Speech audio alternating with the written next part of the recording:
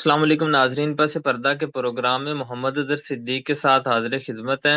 आज के मौज़ूआत में एक बड़ा रिलीफ, नया मौका और रजामंदी। सर, इमरान खान को रिलीफ मिलना शुरू हो गया और एक बड़ा रिलीफ आज मिला है। तो क्या ये अब मुस्तकबिल अच्छा होने जा रहा है इमरान खान का?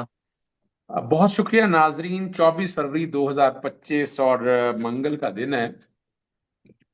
फरवरी खत्म होने को है और मैंने आपके सामने बड़ा वजाहत के साथ कह दिया था और बार बार मैं दोहराता, मैं फिर दोहरा देता। मैंने अप्रैल में कहा था सितंबर सितंबर होगा। नवंबर से हालात बदलेंगे और मैं जून से पहले इमरान खान साहब को जेल से बाहर देख रहा हूँ। अब देखें ना, छोटी मोटी जमानतें जितनी भी हैं, ये आज जो बात हुई है वो जमानतें हैं ना, इमरान खान साहब को जमानतें, यानी ये उनका हक था। और आपको याद होना चाहिए 5 अगस्त 2023 से पहले की, यानी कितना 2.5 साल, ये वो जमानतें थी जो अ, चंद मिनटों की बात थी, चले चंद घंटों की बात थी, लेकिन इसको कितना लटकाया गया। सब झूठ और फ्रॉड पर मबनी मुकदमात हैं और 6 मुकदमात हैं और 50-50 हजार के मुचलकों पर जमानत दी है। जो मुकदमा में दी है, जो मेरे सामने तफसील आई, पहले मैं वो बात कर लूं फिर मैं आगे चलता हूँ। इमरान खान और बुशरा बीवी के तोशा खाना जाली रसीद है, यानी मतलब पूछे कौन सी जाली रसीद है। चले कि वो उसके मुकदमे में जमानत मंजूर होगी। 9 मई में इमरान खान साहब की जमानत मंजूर हुई। मुस्लिम लीग नून का रहनुमा मोहसिन, ये मोहसिन शाह नवाज राजा क्या था, यानी ये फ्रॉड और फ्रेब से बनाया ना, यानी मैं याद कराता जाऊं, ये बुनियादी तौर पर इलेक्शन कमीशन के सामने एक रेफरेंस दाखिल किया, बनता नहीं था रेफरेंस, जिसमें तोशाखाना में इमरान खान साहब को सजा हुई। यानी पहले नाअहली हुई, फिर इस्तगासा चला जिसमें सजा हुई। और ये है क्या, मैं बार बार सेक्शन 37 का जिक्र करता हूं, सालाना गोशवारे जमा कराने, और सालाना जो गोशवारे जब जमा कराएंगे तो उसके 120 दिन के अंदर इलेक्शन कमीशन ने काम लेना। ये कानून ने लिमिट रखी है, लिमिटेशन का कानून का इतलाक दिया कि ये हद है उसकी। 2018 के दिसंबर में जमा कराने थे, तो अप्रैल 2019, 2019 के अप्रैल 2020, 2020 के अप्रैल 2022, ठीक है ना जी। तो जनाब अल्लाह, उस वक्त तक तो किया नहीं, तो वो टाइम गुजर गया। तो ये मोशन शाहनवाज रांझा और कुछ और एमएनए जो है ना, इन्होंने रेफरेंस दायर कर दिया स्पीकर के पास। स्पीकर का इख्तियार ही नहीं था। आर्टिकल 62 और 63 में कौन सा कोई प्रोविजन नहीं लगती, यानी यहाँ है कोई नहीं प्रोविजन। स्पीकर साहब ने जो टाइम बार्ड केस था उसको जिंदा करने के लिए, या इलेक्शन कमीशन ने उसको जिंदा करने के लिए यहां से धागा पकड़ा, और ये धागा पकड़ के कहा गया, तो जनाब रेफरेंस भेज दिया। उस रेफरेंस में जो टाइम बार्ड था, इमरान खान साहब को न सिर्फ नाअहल करार दिया गया, बल्कि इस्तगासा दायर कर, इस्तगासा का क्या, और इस्तगासा में सजा हो। ये वो वाला मामला है जिसमें इस्लामाबाद हाईकोर्ट में चैलेंज किया गया। जस्टिस आमिर फारूक साहब के पास मामला था, मैं पेश होता हूँ इस केस के अंदर, और यही लिमिटेशन, और कहा गया कि दायरा इख्तियार आपका नहीं है, मान नहीं रहे थे। अल्टीमेटली आपको पता है, एक वोटर मेंबर की तरफ से मैंने पिटीशन दायर की यहाँ पर, इमरान खान साहब को फरीक बनाया, और लार्जर बेंच के सामने जस्टिस साजिद महमूद शेट्टी ने सुना, और लार्जर बेंच जस्टिस अमीर भट्टी साहब के पास गया, और फिर ये चूंकि इमरान खान साहब ने यहाँ चैलेंज कर दिया, तो अल्टीमेटली मामला जो है वो लाहौर हाईकोर्ट में रह गया। फिर इस पर लार्जर बेंच बना और तकरीबन डिसाइड कर देना था। फिर हमने देखा कि उसमें जजेस, कौन सा जज आया, वो आजकल सुप्रीम कोर्ट में है, वो जज साहब, वो जज साहब आजकल सुप्रीम कोर्ट में है। फिर बड़ी मजेदार बात आपके सामने रख रही है, फिर बेंच नया बना, और जस्टिस शमस महमूद मिर्जा जो रिटायर हो, जो इस्तीफा दे दिया, उनके सामने केस नहीं चलने दे रहे थे। यानी ऑटोमेटिकली ये खत्म होने वाला, यानी अदालतें अगर आजादी और खुद मुख्तारी से काम कर रही होती तो ज्यादा वक्त नहीं लगता, ये नहीं हो सका। यानी और वो वही सारा रेफरेंस उड़ जाना था, ना इस्तगासा चलना था, ना इमरान खान साहब ने पकड़े जाना था, ठीक है ना, जना गिरफ्तारी होनी थी। फिर जो दूसरे बाकी हैं, वो तो शखाना 2 और वो बाकी सारे, वो नैब की तरफ से रेफरेंस बनाए, वो भी झूठा रेफरेंस था। सस्पेंशन होगी। लतीफ खोसर साहब ने उसमें जो है ना, नाहली के हवाले से जो बात है, कन्विक्शन के हवाले से वो दरखास्त दायर नहीं की थी।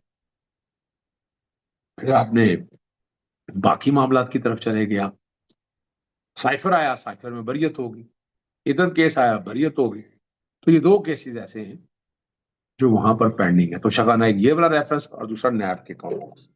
बाद में एक अलकादर ट्रस्ट में सजा हुई, वो वाला मामला जो है वो अदालत के सामने है। मार्च जनवरी से और आज 1 साल हो गया, गुजर चुका है, वो सस्पेंशन लग नहीं रही। कभी नैब ने प्रोसिक्यूटर अपॉइंट करना है, कभी प्रोसिक्यूटर अपॉइंट किया, कभी रिकॉर्ड नहीं है, और फिर हमारी हाई कोर्ट ने वो केस ही फिक्स नहीं करते। और आज भी फिक्स करें, डे टू डे लगाएं, खत्म हो जाएगा। मैं फिर बार बार दोहराता हूँ आपको।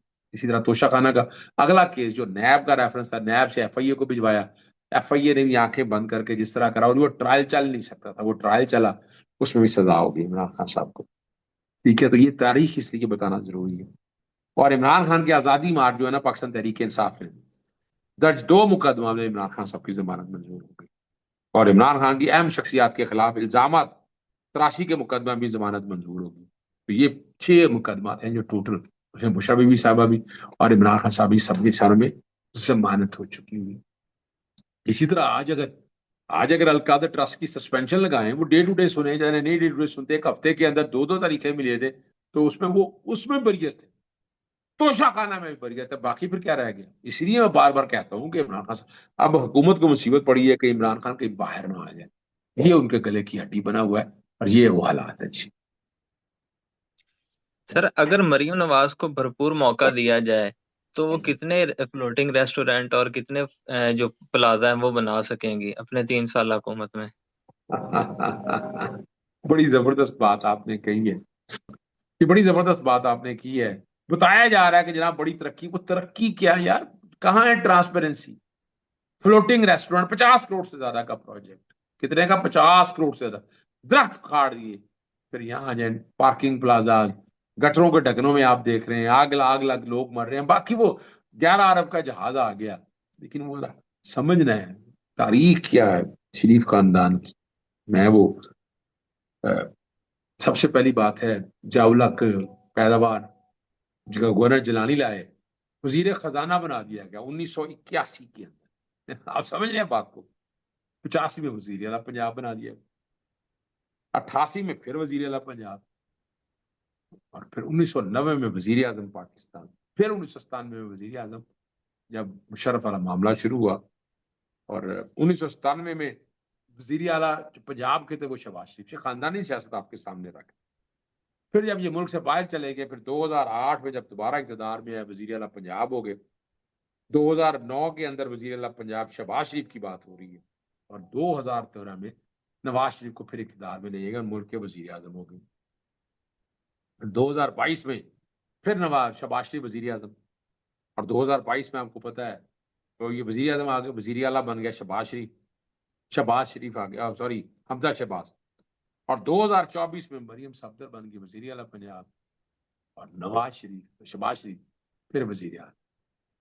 और मैं तारीख यूं बताता होता हूँ कि वो जो ज़िया-उल-हक के दौर से मुशर्रफ तक के दौर में आपके सामने चीजें रखी, 18 महीने, 22 महीने, 24 महीने से ज्यादा हुकूमत नहीं होती थी। फिर आ गया मुशर्रफ के दौर से अगला दौर, उसमें यूसुफ रजा गिलानी पहले 5 साल पूरे नहीं किए, नवाज शरीफ 5 साल से पूरे नहीं किए, और इमरान खान ने भी 5 साल पूरे नहीं किए। तो अब तो फिर जाने की तैयारी है। माजी में यही चीजें आपके सामने मैं रखता रहता हूँ। मेरा मकसद क्या है, आप तक ये सच बताना, और सच आपके सामने। यानी ये वो लोग हैं जो जोंकों की तरह चिपटे हुए हैं इस निजाम के साथ, और मुल्क कहाँ खड़ा है आज हमें बता रहे हैं। यानी आप अंदाजा लगाएं, पिछले 20-25 साल से लैपटॉप ही तकसीम कर रहे हैं, वो फैक्ट्रियां लगाई हैं कोई। मुल्क की कौन सी इंडस्ट्री है जिसको आपने बहुत आगे बूम लेकर चले।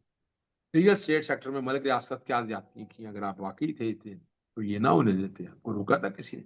लेकिन नहीं, वजह है कि आपके पास देने के लिए कुछ था ही नहीं। ठीक है ना जी, कोई नहीं था। और यही आप कहते थे एक बार मौका मिला तो अवाम की तकदीर बदल देंगे। वो इतने मौके मिलने के बाद तकदीर कितने की बली है, वो जरा आप खुद फैसला कर लें। सर, इतनी बड़ी शख्सियत को मुस्तरद करने की जरूरत पीपल्स पार्टी ही कर सकती थी, नून लीग नहीं कर सकती थी। एक बड़ी डेवलपमेंट सामने आई है। अच्छा, ये आपको याद है, मैं तो कहता आया हूँ, या भाई देखे ना, आपको पता है ओवरसीज के वजीर आजम जो है वो शहबाज शरीफ है, और पाकिस्तान के अंदर जो है वजीर आजम जो है वो मोहसिन नकवी है। मोहसिन नकवी जो काम करता है इस हुकूमत की सामने, तो यहाँ एक लड़ाई अपनी जगह चल रही है। और अगले हलकों में यही कहा जा रहा है कि इस मुल्क का अगला जो वजीर आजम है वो अपना मोहसिन नकवी होगा। ये बात एक आम बात आ रही है। लेकिन मैंने आपको कहा था कि 4 साल पूरे हो चुके हैं। वजीर आजम अब अगला जो है वो पीपल्स पार्टी की मर्जी का होगा, पीपल्स पार्टी की। अब यहाँ मोहसिन नकवी साहब ने कराची में तरक्याती मंसूबों की कमेटी में शामिल करने की जो तजवीज है वो मुस्तरद कर दी। मोहसिन नकवी साहब आप पंजाब के अंदर सारे बड़े बड़े बड़े प्रोजेक्ट चलाए हैं उन्होंने। अब उसका फायदा है या नुकसान है मैं उनमें नहीं पढ़ना चाहता, ठीक है ना जी। और पार्टी ने आसफ अली जरदारी पर वाजे कर दिया कि शहर के मंसूबे शहरी और सूबाई हुकूमत। अब वहां क्यों नहीं लगाया, और फैसला पर आपको पता है, अगर तो आसफ जरदारी साहब ने करना है तो उनकी मर्जी है, वो उसको रखते हैं या नहीं रखते। यानी ये कहना कि ये जनाब मोहसिन नकवी बिल्कुल आउट हो गए, ये शायद मैं मानने के लिए तैयार ना हूं। ये फैसला अब आसफ अली जरदारी साहब करेंगे। और मोहसिन नकवी का माजी आप लोगों के सामने मौजूद है, हर चीज आपके सामने वाज़ेह तौर पर मौजूद है। तो फैसला आप करें कि आप कहाँ खड़े। सर, एक सोशल मीडिया एक्टिविस्ट को तहवील में लिया गया और उसने बड़ी अहम वीडियोस हैं उनको कैप्चर किया था, तो अब वो भी फंसता हुआ नजर आ रहा है। देखिए आपको पता है कि फायरवॉल ने कितना नुकसान पहुंचाया है इस मुल्क में, आप जरा गौर कर लें। इंटरनेट स्लो हो गया, एक्सपोर्ट आपकी क्या हालत हो गई, और इन चीजों को जो बेहतरी की तरफ लेके जाना था वो नहीं ले सके आप। सोशल मीडिया कंट्रोल करने के लिए आपने national cyber crime investigation agency देखी, पहले एफआईए लगा रहा, कुछ ना मिल सका। इससे ट्विटर स्लो हो गया, इंटरनेट स्लो हो गया, आप अरबों रुपए का नुकसान हो गया, फायरवॉल लगाई। अब ये इससे जान नहीं छूट रही, हर एक का हर एक साफी है, मोबाइल उसके हाथ में है। तो यहाँ बहुत से लोग हैं जिन्होंने इस हवाले से देखा है। मैं नामों की तरफ ही देखना चाहता, और ये कोई पता नहीं है कि इसका मकसद कुछ और भी है। पहले मैं अभी फिलहाल ऐसी बात नहीं करना चाहता, बहुत से नाम थे, ठीक है ना जी। और वो बात जो सामने आ चुकी है, और आपको मैंने पहले भी बताया था कि ये देखा ना जी, पिम्स के हवाले से जब लेकर गए हैं, वहाँ मोबाइल सबसे छीन लिए गए, ठीक है। और सीसीटीवी फुटेज भी अभी सामने नहीं आ सकी। इस तरह जिस किसी ने फुटेज बनाई है वहां के हवाले से जाने की आने की, तो वो सारी जो है ना, वो तो फिर आपको पता है रिकॉर्ड में रहनी चाहिए थी, पता नहीं चलना चाहिए था क्या है। सही है ना जी। तो इसलिए ये अब फैसला तो है, हुकूमत वक्त ने करना है, जुबान बंद कर रहे हैं। इससे नुकसान क्या हुआ है, वो हुकूमत की पॉपुलैरिटी आप देख चुके हैं। सर, इमरान खान को झुका तो नहीं सके, तो अब छोटी छोटी रजामंदियां हैं वो साबित करने की कोशिश कर रहे हैं। एक बड़ा नाम इस हवाले से भी सामने आया भी। देखिए अब हर कोई कोशिश करेगा कि इस बहती गंगा में अपने आप को बताऊं। वो अब हर कोई इस जमहूरी लीडर बनने की कोशिश करेगा, ठीक है ना। जमहूरी लीडर तो है नहीं, ठीक है ना जी। और इमरान खान साहब को जो है ना, उनकी रजामंदी के बगैर फिल्म में लेगा ना, कि वो शिफा के हवाले से, जो मेरे तक भी इतलात है, वो शिफा के हवाले से बात थी। और जेल मैनुअल के मुताबिक जो है ना, पसंद के डॉक्टर की वो कहना चाह रहे हैं। मैनुअल की तो बात ही नहीं हो रही आजमगीर तारड़ साहब। अभी रिसेंटली मिसाल दे लें, 2 दिन पहले सुप्रीम कोर्ट ने एक आदमी ने कहा कि पीआईसी में मेरा इलाज होना चाहिए पिशावर के वजह से, सुप्रीम कोर्ट ने हुक्म दिया। आप कौन होते हैं रोकने वाले। तो ये जो मैनुअल शैनुअल की बातें आप कर रही है ना, ये बुनियादी अच्छा नहीं लगता। फिर उन्होंने ये भी कहा कि 4 डॉक्टर के बोर्ड ने इमरान खान साहब का मुआयना किया, और ये बातें वो सारा कह रहे हैं कि रात का तयन किया गया, उसकी सिक्योरिटी के नुकता नजर के हवाले से ये बात कर रहे हैं।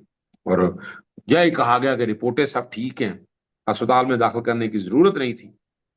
लेकिन खौफ में तो मुबतला है ना, दिन में ले जाते क्या था, खानदान के लोगों को बुला देते, वो शबी भी साथ साथ आ जाती तो क्या हर्ज था। उस औरत ने, नेक पाक पास औरत, देखिए आपको आगे लगाया हुआ आज का भी पूरा निजाम इमरान खान के गिर्द घूमता है। सुबह से लेकर शाम तक एक ही नाम पे डिस्कस है। आप खिलाफ कर लें, फेवर में कर लें, हर जगह जो है सिर्फ और सिर्फ इमरान खान की जात डिस्कस होती है। और और ये जो बात है, हुकूमती एजेंडा जो है वो टोटल बेनकाब हो चुका है। सर, आप तो दिन की रोशनी की बात कर रहे हैं, उनके मुंह से तो इमरान खान का नाम तक नहीं निकलता। वो इस बात से भी डर जाते कहीं पीका वगैरह ना लग जाए। बिल्कुल बात ऐसी दुरुस्ती है आपकी, ऐसा ही हो रहा है ना जी। आप अंदाजा लगाएं, हालांकि इमरान खान के नाम पे कोई पाबंदी नहीं है ना, ना वो इश्तिहारी हैं इसके अंदर हैं। माजी में आपको पता है सागदार इश्तिहारी थे, मैंने मैंने उनको पाबंदी लगवाई थी पैमरा के अंदर। फिर नवाज शरीफ साहब थे, मैंने भी, ये रिकॉर्ड की चीजें मौजूद है, ठीक है ना जी। लेकिन यहाँ पर तो हालात ऐसी हैं कि जो कुछ भी है। लेकिन लेकिन याद रखिएगा, आजादी है इजहार राय की, आजादी होनी चाहिए। और याद रखिएगा, हरकत में बरकत है। इमरान खान साहब ने हर जगह साबित किया है कि नाम सिर्फ इमरान खान है और वो चल रहा है, सिस्टम सारे को आगे लगाया हुआ है। यहाँ मिनते तरले करते रहें, जो मर्जी कर लें, लेकिन इमरान खान अपने असूलों से पीछे नहीं हट। इमरान खान वाकई ही अपने असूलों से पीछे नहीं हट रहे, और जेल में बैठकर भी वो इतने एक्टिव हैं कि एक बड़ी कार्रवाई का दिया, मतलब एक कानूनी कार्रवाई अब सामने आ रही है। देखिए, ये देर की बड़ी मेहरबान, आते आते मैं तो पहले दिन से ये बात कह रहा हूँ, स्टूडेंट जेल के खिलाफ दराजा मुकदमा की दरखास्त देनी चाहिए। ठीक है ना जी। तो कैद तन्हाई में रखना, मुलाकातें बंद करना, आंख मुतासर करना, ठीक है ना जी। FIR दर्ज करने के लिए सदर बैरूनी की अडियाला पुलिस चौकी पर उस्मा खान के जरिए दरखास्त दे दी। पर्चा होता या नहीं होता, वो एक अलग इशू। पर्चा होता है या नहीं होता, वो एक अलग इशू है। लेकिन ये स्टेप तो लिया, ये स्टेप लेना जरूरी था, ये बहुत जरूरी था स्टेप। देर आए दुरुस्त आए, और इस पर इंशाल्लाह बड़ी उम्मीद है कि मुकदमा भी दर्ज होगा। इंशाल्लाह मुकदमा भी दर्ज होगा। हमारे इस पैगाम के साथ हमें इजाजत दीजिए। हमारा चैनल सब्सक्राइब कीजिए, हमारा पैगाम अपने दोस्तों रिश्तेदारों तक शेयर कीजिए। अल्लाह हाफिज।